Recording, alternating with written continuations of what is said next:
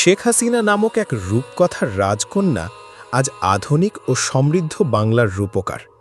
শেখ হাসিনার জন্ম হয়েছিল ১৯৪৭ সালে, আজ থেকে ৭৯ বছর আগে। আজ থেকে ৬৫ বছর আগে ১৯৬১ সালে জাতির জনক বঙ্গবন্ধু শেখ মুজিবুর রহমান পারমাণবিক বিদ্যুৎ কেন্দ্রের স্বপ্ন দেখেছিলেন।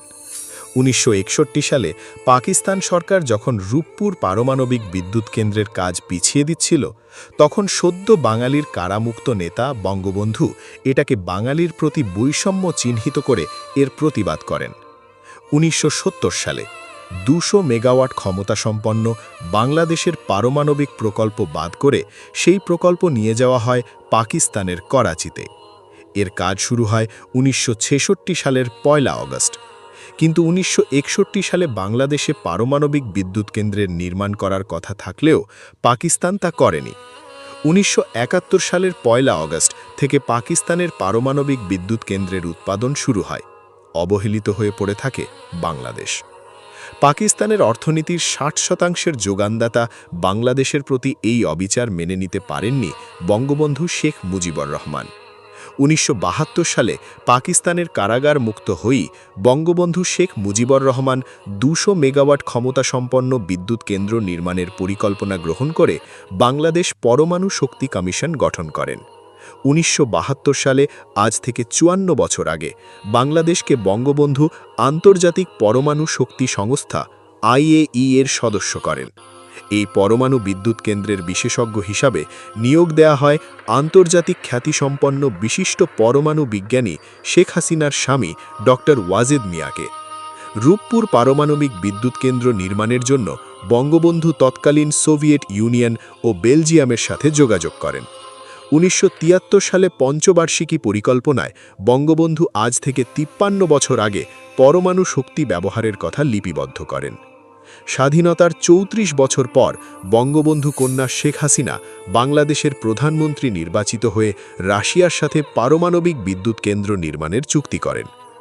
২.৪ গিগাওয়াট ক্ষমতাসম্পন্ন রূপপুর পারমাণবিক বিদ্যুৎ কেন্দ্র বঙ্গবন্ধু তৈরি করে দেওয়া বাংলাদেশ পরমাণু কমিশন ও রাশিয়ার রোজাটম কোম্পানির মধ্যে একটি সমঝোতা স্মারক হয়ে ২০১০ সালে চুক্তি স্বাক্ষরিত হয়। ২০২৬ সালের ২৮ এপ্রিল বেলা ৩:৩০ বিদ্যুৎ কেন্দ্রের জ্বালানি ইউরেনিয়াম তথা ফুয়েল লোডিংয়ের মাধ্যমে পৃথিবীর ৩৩তম দেশ হিসাবে পারমাণবিক যুগে প্রবেশ করেছে বাংলাদেশ। আজ থেকে ৫৬ বছর আগে পাকিস্তানের বাংলাদেশের প্রতি বৈষম্যের বিরুদ্ধে এটা ছিল শেখ হাসিনার পাকিস্তানের প্রতি জবাব। ৬৫ বছর পর পিতার স্বপ্ন পূরণ করে দেখিয়েছেন শেখ হাসিনা। পারমাণবিক বিদ্যুৎ কেন্দ্রের সফল উৎপাদনের মাধ্যমে করাচিকে এটা শেখ হাসিনার বার্তা।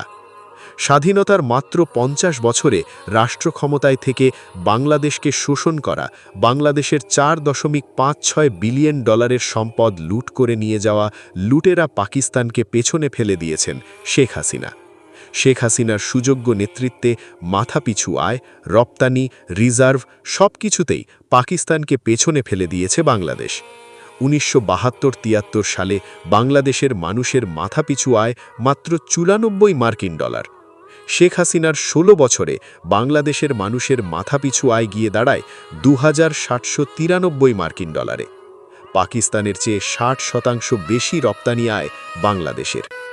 এসবের রূপকার পিতামাতা সহ পরিবারের সবাইকে হারানো জনমদুঃখী শেখ হাসিনা।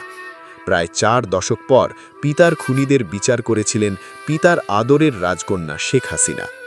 শুনতে রূপকথার গল্পের মতো মনে হলেও শেখ হাসিনাই ছিলেন বাংলাদেশের জাদুর কাঠি, যার ছোঁয়ায় বদলে গেছে সমগ্র বাংলাদেশের অর্থনীতি।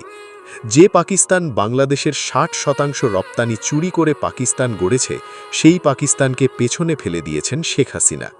এজন্য বাংলাদেশের রাজনীতিতে একটি প্রচলিত স্লোগান হচ্ছে, যোগ্য পিতার যোগ্য কন্যা জননেত্রী শেখ হাসিনা। সত্য সব সময় সুন্দর।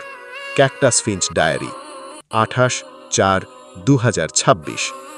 ভিডিওটা শেয়ার করে সবার মাঝে সরিয়ে নিন, পেজটাকে ভালো দিয়ে রাখুন। নতুন নতুন আপডেট পেতে সাথেই থাকুন। সত্যের জয় হবেই ইনশাআল্লাহ।